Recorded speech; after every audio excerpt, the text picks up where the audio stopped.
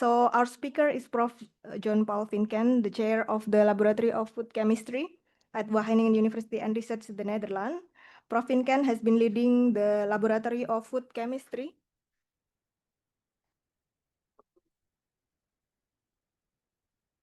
since 2019. His research covers a wide range of topics, including enzymatic degradation of polysaccharides, starch modification, and plant cell wall biosynthesis.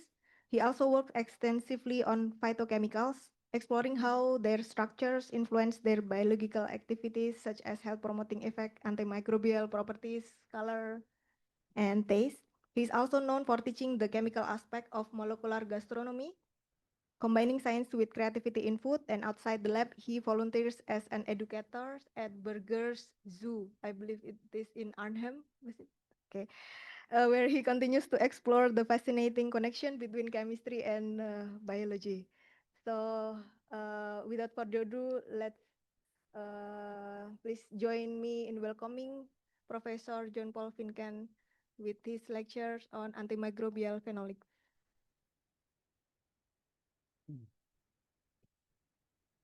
Okay, thank you very much for your kind introduction, Viametta.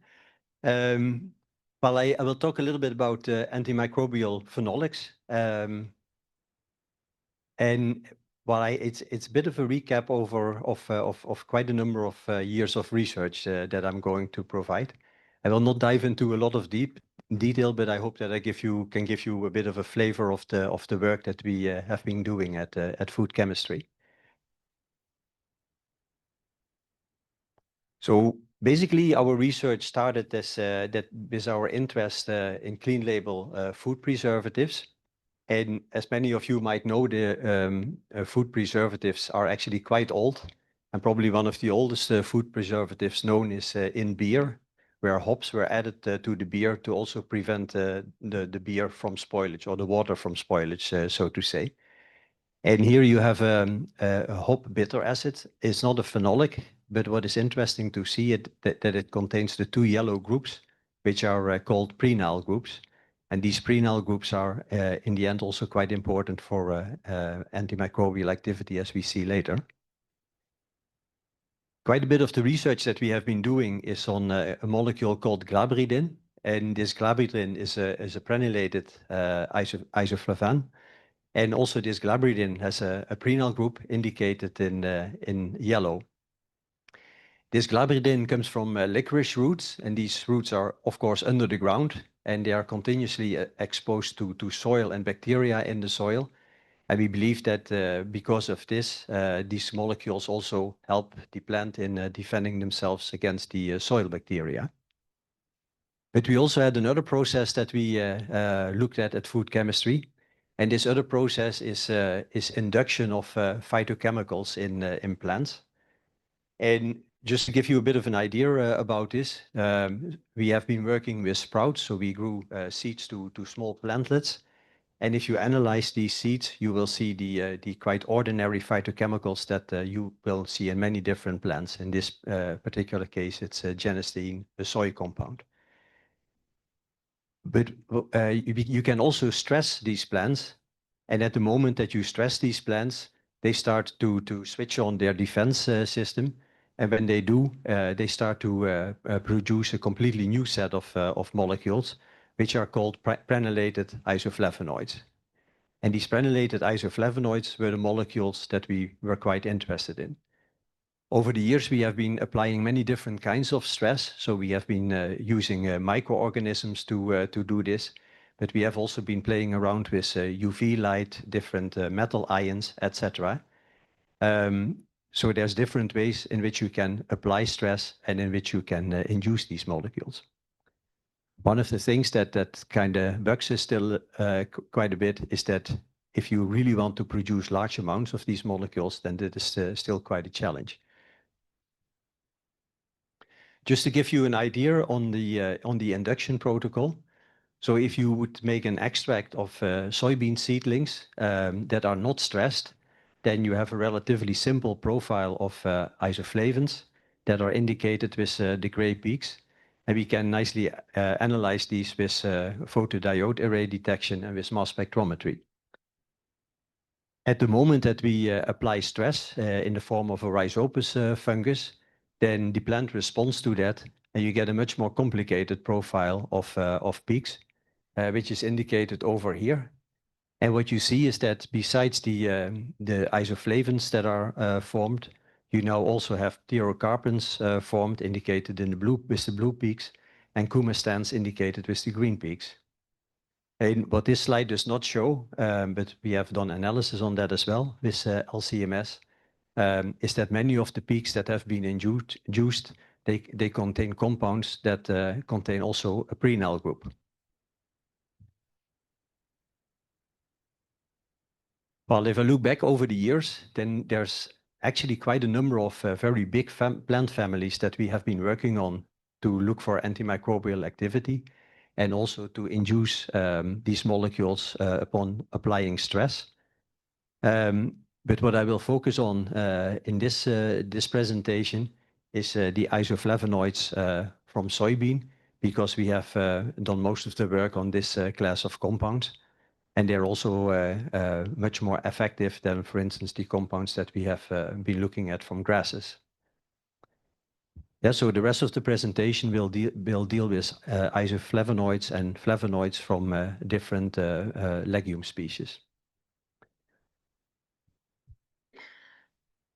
Well, as I already indicated, the yields that we get from the soybean seedlings, it's okay-ish, but in principle, we would like to have a larger quantity of these molecules produced. So we have also been exploring other ways to get more of these compounds. And we have done some organic chemistry to have a chemical coupling between the prenyl group and the isoflavonoids. But we have also worked with enzymatic reactions.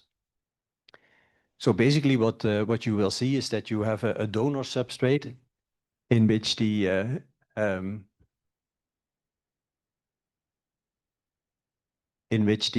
prenyl group indicated here is activated by a pyrophosphate, and then we have an acceptor substrate which accepts the prenyl group in the end. And in this particular case, you get a prenylated product formed, which is called glyceolidin 1. Well, you can also extend these reactions further. So you have also a number of additional cyclization reactions that occur. So basically, you can understand that you have different types of prenylation, but you have also different types of skeleton. So in the end, the molecular diversity in these molecules will be enormous. And we were interested in seeing which of these various molecules that are produced, which are now the best antimicrobial compounds. Well, we have been doing some work with an enzyme from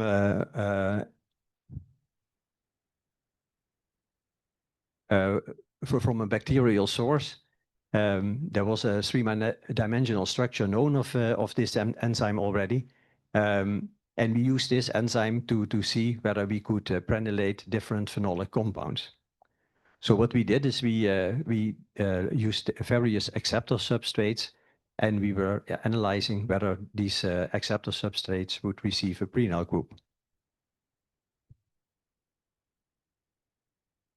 Oh.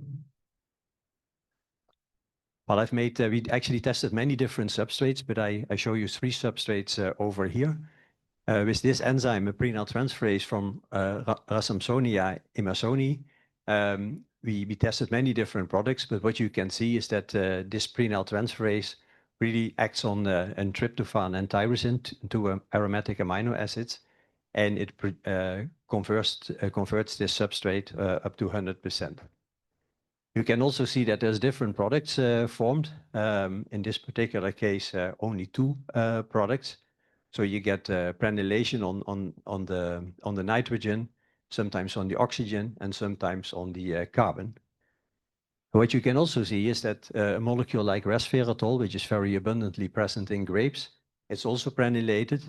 But in this particular case, it is prenylated at an oxygen over here. And this was actually a type of molecule, O-prenylated flavonoids, that we had never really looked at. So what you can see is we can prenylate different types of aromatic compounds, either on a C position, on an N position, or on oxygen position. And it also helps us to diversify the number of prenylated molecules further. Well, then back to the extracts from, I must say that if we do these reactions, I mean, we can produce quite a number of more molecules, so more molecular diversity. But it's still very hard for us to produce very large quantities of these molecules. So the upscaling is really quite a challenge. Well, back to the extracts from soybean seedlings. If we would normally grow a listeria, then after, let's say, 9 hours, the bacterium starts to grow, and your optical density at 600 nanometers will start to increase. If we take an extract from untreated soybean seedlings, you basically get the same response. So it is indicated with the red bullets. If we have a germinated extract of the soybeans, then you see that there is a shift to the right. So this means that this extract already contains some antimicrobial compounds because growth is delayed. But if you also have a stressed, an extract from stressed soybean hypocotyls, then you see that there's no growth at all. So in this particular case, you can see that this extract is likely to contain quite a number of antimicrobial compounds. Well, in principle, we would also like to quantify the antimicrobial activity of these molecules. What you can see over here, we have tried to determine what we call the minimum inhibitory concentration. And this is the concentration where after 24 hours, you still do not see any growth. So if you have a very low MIC value, as indicated here with the red line, you have to extrapolate it to this x-axis. This indicates that it's a very potent antimicrobial compound, whereas the line indicated in blue, it never reaches this point that it inhibits the growth. So this is actually not a very good compound. Now, if you look which are the molecules that are connected to these lines, then you see that whiteone, for instance, is a very good antimicrobial compound with a minimum inhibitory concentration of 6 micrograms per milliliter.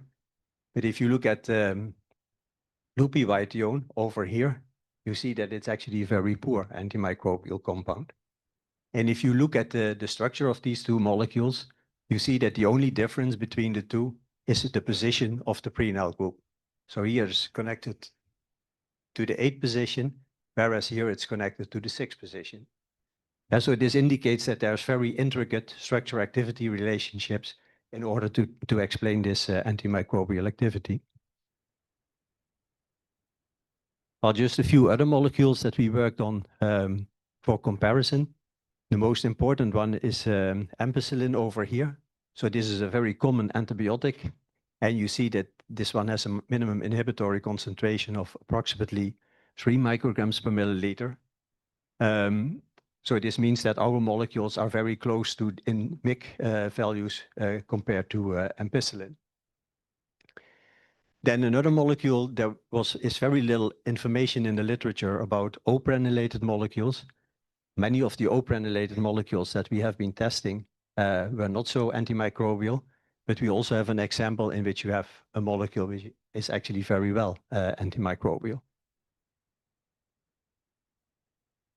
Well, then in principle, we also would like to know how these prenylated isoflavonoids, how they work.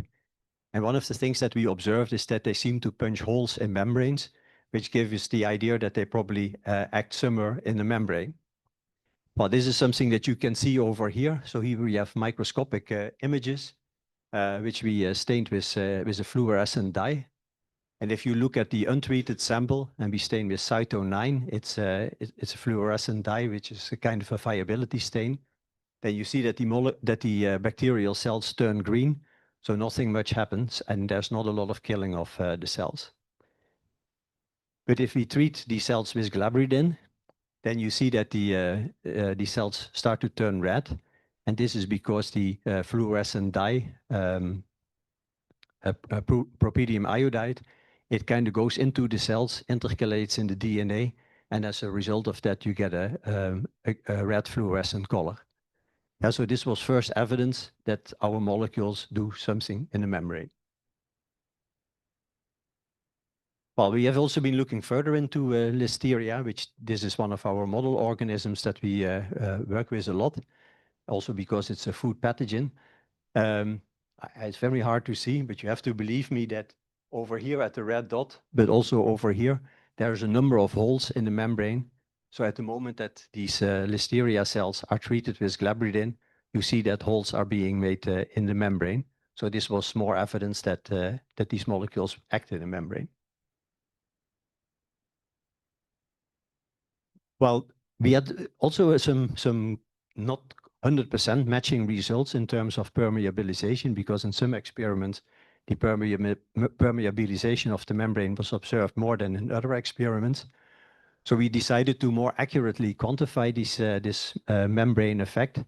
And we have done this by testing various concentrations and then look at how well the membrane was permeabilized. And if you look in this graph over here, you see that here 100% of the cells are permeabilized. And then we determine the effective concentration at 10% permeabilization. And we use that as a measure for how easily a compound permeabilizes the membrane. So in the left line over here, that would be a very good permeabilizer. And the line here on the right would be a relatively poor permeabilizer. Well, Yannick actually did these experiments, so she can probably explain this much better than I can. But what you see over here is all the compounds that we tested. We have very good antimicrobial compounds. And if you only look in this class, you see that a number of molecules are actually very poor in permeabilization, whereas there's also a number of compounds which are relatively good in permeabilization. Well, if you zoom in on which molecules are really good in permeabilizing and which are not so good in permeabilizing, then you will see that glabridin and also Wageningen, they are quite good permeabilizers, whereas 6,8-deprenyl genistein is not a very good permeabilizer. Yeah, so it gives us a bit of an idea on how good the molecules work against the bacterial cells, but also in which way that they work. Well, we also did some omics-related studies. I will not go into a lot of detail on this, but if you make a volcano plot after a proteomic study, you see that there's a number of proteins upregulated in the exposed cells. And if you look further into these upregulated proteins, then you will see that the ones that are indicated in blue and in red, they have something to do with membrane integrity. So also this is an indication that something is happening in the membrane and that the bacterial cells try to fix this in any which way.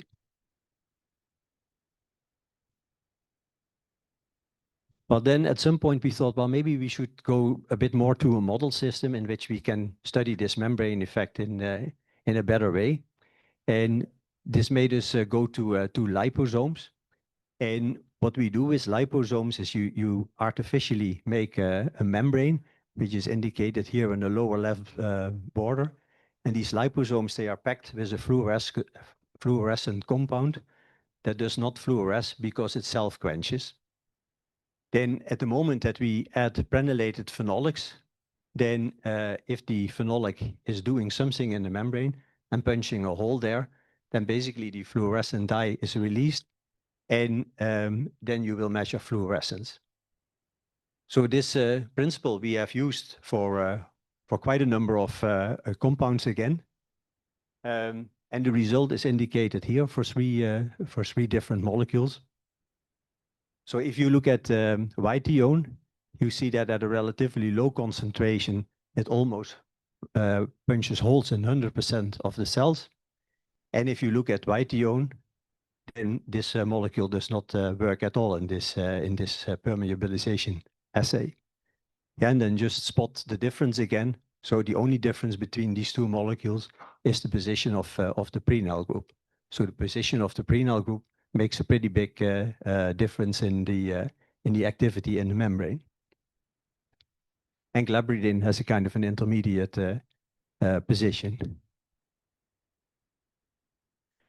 Then we also did molecular dynamics simulations with this, together with a group in Italy. And basically what you do is you position these, in this particular case, glabridin in the membrane, and then you kind of pull glabridin through the membrane. And then at every half a nanometer, you determine the energy and to see how well glabridin fits in this particular part of the membrane. And then you try to plot that. Well, if you do this and you make a graph out of this, then you will see that here is the distance. So here the membrane starts. And then you will see that for white ion, you have a relatively large negative energy, which indicates that this molecule feels very well at home in the membrane. Whereas if you look at loopy white ion, you see that it has a much higher energy, which indicates that it does not feel at home in the membrane so well. Yeah, so these experiments, these molecular dynamics simulations, they actually very nicely matched with what we saw in our laboratory experiments.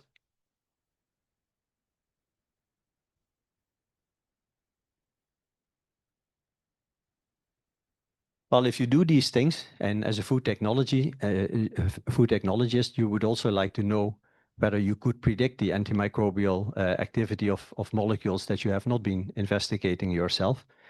And what you can do then is you can try to do a quantitative structure activity relationships determination. Well, if you do this, there's a couple of things that you need. You need a collection of prenylated molecules. And roughly speaking, you can do it with 30 different molecules, but actually you rather have to have more molecules than just 30. So the more the better, I would say. Then this collection of prenylated molecules of each particular prenylated isoflavonoid, you determine the minimum inhibitory concentration. So you determine the MIC value. And the other thing that you do is that you do an in silico calculation of molecular descriptors. So basically here you kind of energy minimize the molecules, and then you can have the computer calculate various molecular descriptors. And just as an example, I have two molecules over here. So this molecule has, for instance, a hydrophobic volume of 372, whereas the molecule on the right has a higher molecular hydrophobic volume of 410. Well, in all these molecules, they have more than one molecular descriptors. And in the end, you can also calculate all these molecular descriptors just on based on the structure. Then in the end, you can combine the molecular descriptors with a minimum inhibitory concentration. And then you can put this in computer, and the computer will generate a function in which the minimum inhibitory concentration is expressed as a function of molecular descriptors. You can calculate the molecular descriptors just based on computer work, and then based on that, you can predict the MIC values. And I think, and I'm also looking a little bit at Yannick, I think that our accuracy in these predictions is at the moment around 60 or 70%. Eh?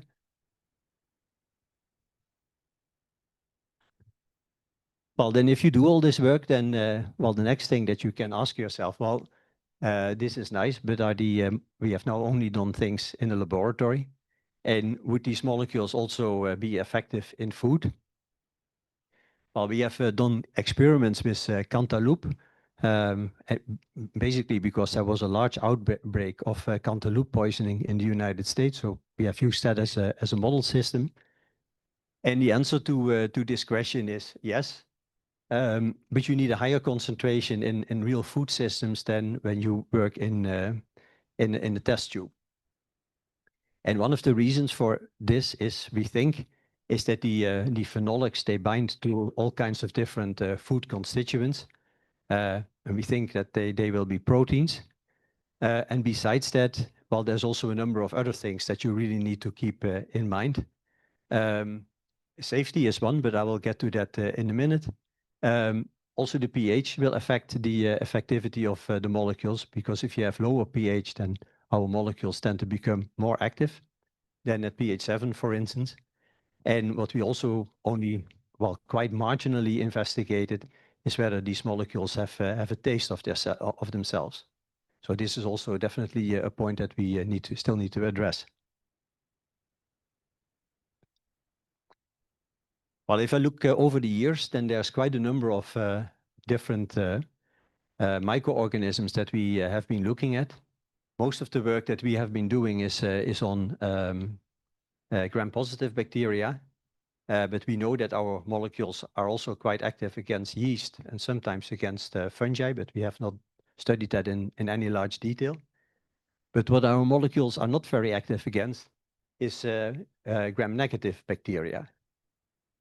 And if you kind of look at the structure of a gram-negative bacterium, you will see that it has a double membrane, whereas the gram-positive bacteria have only one membrane. So we were interested in also investigating this further. Well, then if you study the literature, and this is a picture of the inner membrane of the gram-negative bacterium, then the idea is that prenulated molecules, that they can kind of diffuse through the membrane and then enter the cell, or they might also move through porins over here and enter the cell. But then the gram-negative bacteria, they have very strong efflux pump systems. So what they do is, if an antimicrobial compound comes in, they right away pump it out to the outside world. Well, if you then look a bit further in the literature, then it appears that there's synthetic efflux pump inhibitors. And what these inhibitors do is they kind of sit in the pump system over here. They block the pump, and as a result of that, the antimicrobial compound cannot be pumped out anymore. And if we then compare the effectivity of prenulated molecules against gram-positive and gram-negative bacteria, then we will see that our molecules are just effective against gram-positive and gram-negative bacteria, but with the help of an efflux pump inhibitor. Yeah, so for gram-negative bacteria, the efflux pump inhibitor is truly essential.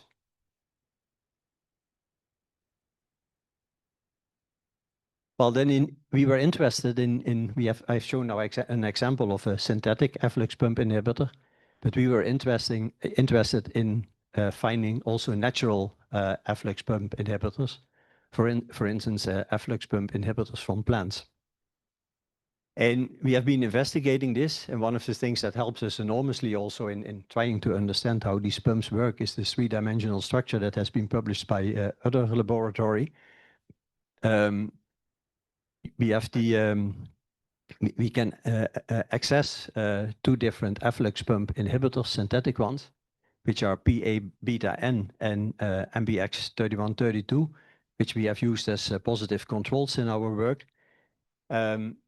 And we have a number of tools that we can use. And the tools that we can use is a number of mutant E. coli strains. So these would be the wild-type E. coli strain, but also an E. coli strain which overexpresses the pump, or in which the pumps have been deleted. Then we have an assay, which is the ethidium accumulation assay, which I show in the next slide. And besides that, there's also potentiation assays. And this is what they call a checkerboard assay, in which you use various concentrations of the antibiotic or the antimicrobial compound and the potential efflux pump inhibitor. And with these assays in total, we have been investigating and looking for natural efflux pump inhibitors. Well, what you can see in this slide is the ethidium accumulation assay. So if you look at the negative control, then you measure the fluorescence in these bacteria. And because this negative control has a functional efflux pump system, you do not see any accumulation of ethidium in this microorganism. At the moment that you start to increase the amount of this synthetic efflux pump inhibitor, you see that fluorescence starts to build up, in a nice dose-dependent way. And this indicates that you have truly an efflux pump inhibitor that works. Well, then the big question is, are there also natural efflux pump inhibitors that show the same behavior as what is indicated on this slide? And the answer is yes. There's two compounds that are present in brassica that we have been finding in our work, camelexin and brasinin. It's not a phenolic, but it's an aromatic compound. It has a motif which is also present in tryptophan. And these two molecules, they are actually quite good in blocking the efflux pumps of E. coli. Well, this is something that we are currently investigating further. That is the work of Amel, that is also present in the audience. And one of the things that we are also addressing is, perhaps you remember the figure of the deprenylated tryptophan that I showed previously, that we produced by an enzyme reaction. And because there's a hydrophobic pocket in these efflux pumps, we have hopes that these molecules are actually also very good efflux pump inhibitors. And this is something that we are currently investigating.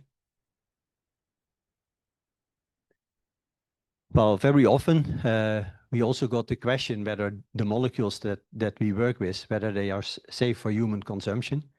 Because if a molecule would kill a microorganism, then you might also perhaps expect that it would kill human cells. So this is also something that we have been investigating. So we have been looking at CACO2 cells. I don't have a slide with me on that experiment. But we also used a system which is called organoids. And organoids is actually a mini gut system. And it's actually a collection of cells which are grouped together. Well, you have apical in organoids, and these are indicated over here. So what you will see is that the cytoskeleton is a little bit on the inside of these organoids. And if you then also do a mucus stain, which is a coverage of the intestinal layer in your gut, you'll also see that the mucus stain here in green is more on the inside of these organoids. And that actually does not express the normal situation, because the mucus should be on the outside of the organoids. Well, then there's protocols that we have been working on in our laboratory together with human nutrition in Wageningen. And in these protocols, you can what they call flip the organoids. And then if you do that, then the situation changes. So over here, you see that the cytoskeleton stain is now much more on the outside, but also that the mucus stain is also much more on the outside. So in this particular case, we like to believe that we have a much more representative model system for the human gut. Well, if you wrap this all up,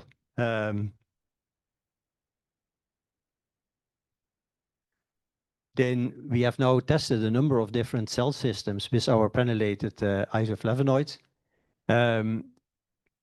So against microorganisms, we see that the molecules are toxic at a concentration of around 10 to 20 micrograms per milliliter. If you take a bit of an average. If you look at CACO2 cells, then you see that the CACO2 cells, they start losing viability, and they start to show a toxic response at 50 micrograms per milliliter. If you use the apical in organoids with the mucus layer on the inside, then you see that the concentration is higher again. And if you use the apical out system with the mucus layer on the outside, you see that toxicity starts to play up at around 500 micrograms per milliliter. And so what you can see here is that, roughly speaking, you have a factor of 50 where the toxicity effect plays up. So microbes are much more sensitive to toxicity than our most representative model with human cells. So based on this, we like to believe that there's a window of opportunity for our molecules. But of course, we also need to investigate that not only in human systems, but also in even more realistic systems. Well, that brings me to the end of the presentation. Well, basically, these are the topics that I have been addressing during my talk. I would particularly like to focus your attention on this potentiation point, because if we also would be able to use natural efflux pump inhibitors, then I think that would actually increase the size of our window of opportunity, because that would mean that if we have an efflux pump inhibitor, and also both gram-positive and gram-negative bacteria have efflux pump inhibitors, we can actually increase the effectivity of the antimicrobial compounds, and it might be possible to use even less in food systems.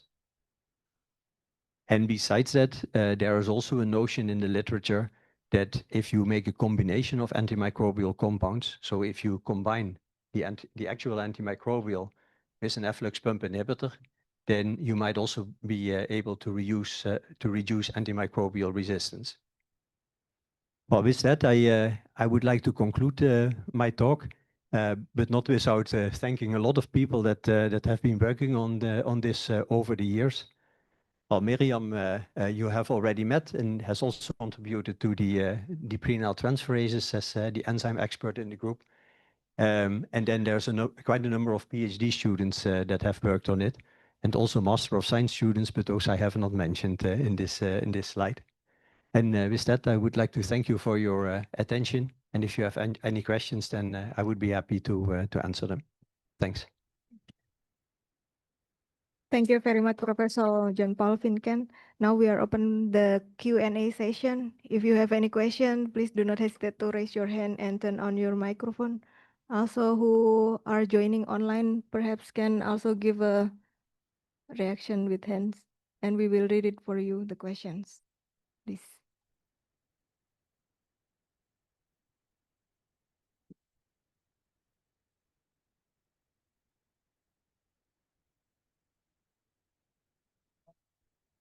Yes. Please do. Okay, thank you.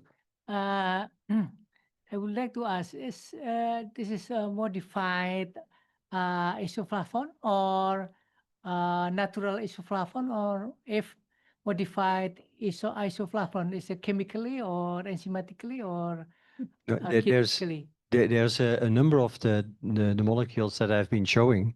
We have induced in soybean seedlings, for instance, by stressing them with a fungus. And then after that, we kind of made an extract of these soybean seedlings. And then we analyzed that with LCMS.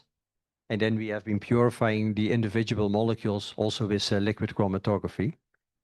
And then besides that, there's a number of molecules that we have produced with an enzyme, with a prenatal transferase. And there's a few molecules that we have also obtained by chemical synthesis and then afterwards purification. Because with chemical synthesis, we always get a mixture of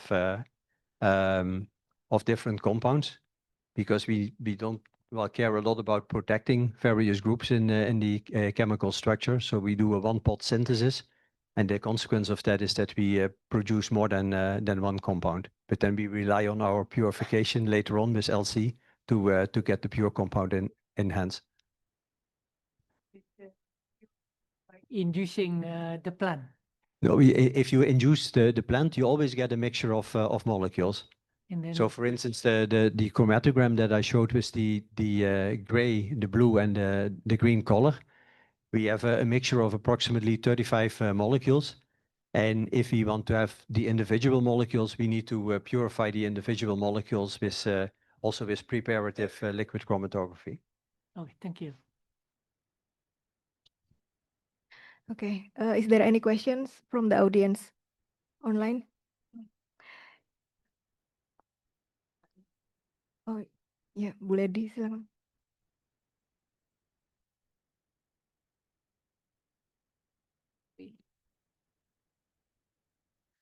Okay, maybe my question is not so short, but first, as mentioned, the addition of prenylation of to isoflavone increase their antimicrobial potential. Compared to without prenylation, how significant is this difference? And in this experiment, we using Listeria for gram-positive. Is there any information for the another gram-positive like aureus or Clostridium? Because in Indonesia, there's many. Second, one of the purpose of prenylation of isoflavone is to make them more lipophilic. Is it right? Yeah. Okay. Just easier to penetrate to lipophilic microbial in cell cell membrane. However, it's not effective for E. coli. Yeah. Is it because E. coli can present efflux pumps? Is that true? Yes. Okay, maybe I can comment on whether we have tested different bacteria. And yes, we did. And Staphylococcus aureus was also one of the gram-positive bacteria that we actually did quite a bit of research on. And in particular, we have been working with the methicillin-resistant Staphylococcus aureus, because that's also called the hospital bacterium. And we were interested to know whether our molecules would be active against that particular bacterium. And they are very active against MRSA as well. And the reason that we also wanted to work on MRSA is because there's quite a lot of information in the literature of all kinds of different molecules against MRSA. And the companies that we were collaborating with this time, they just did not want us to work so much on MRSA because they do not want to be associated with the hospital bacterium. But as a model system, we were allowed to also work with MRSA, and it also increased our possibilities with respect to QSAR modeling, for instance. So prenylation is make a significant potential antimicrobial for isoflavone. Yeah, so for isoflavones it works, but we also have examples of particular flavonoid subclasses that it would also work. And we have, for instance, also worked with chalcones, which is a slightly different phenolic compound, and also their prenylation leads to an increase in antimicrobial activity. Okay. So and if you remember the first example that I gave is the glass of beer, where the hop bitter acids are present. Also there you have two prenyl groups on a molecule. So also there we like to believe that those prenyl groups are essential for the antimicrobial activity of the skeleton. Okay, thank you. There is one question from the online audience, and this will be the last questions. It's been stated that including phenylated isoflavones in the food require high doses. So in what form can we incorporate these biochemical compounds into our diet? Is it fresh soybean sprouts and their processed products, liquid extracts, or other forms?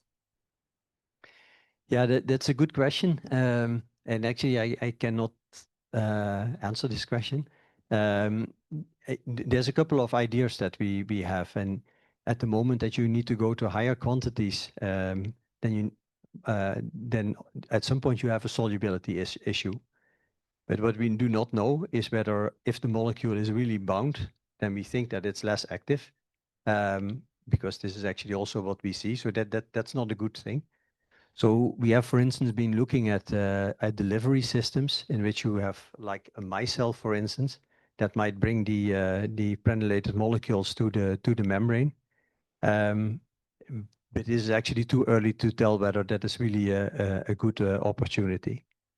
But again, also here, I think also gram-positive bacteria, they have efflux pump inhibitors, not as strong as they have efflux pumps. They are not as strong as the ones that are present in E. coli, for instance. So if you could use an efflux pump inhibitor in connection with an antimicrobial compound, then you might be able to also reduce the amount of antimicrobial that you need, or you can keep it at a concentration where it's still soluble.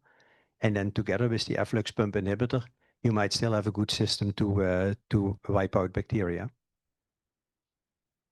Okay, I hope that answered the questions. There are actually more questions in the online audience, but I have to close this session. Thank you so much, Professor Vincken, for the fascinating and inspiring talks.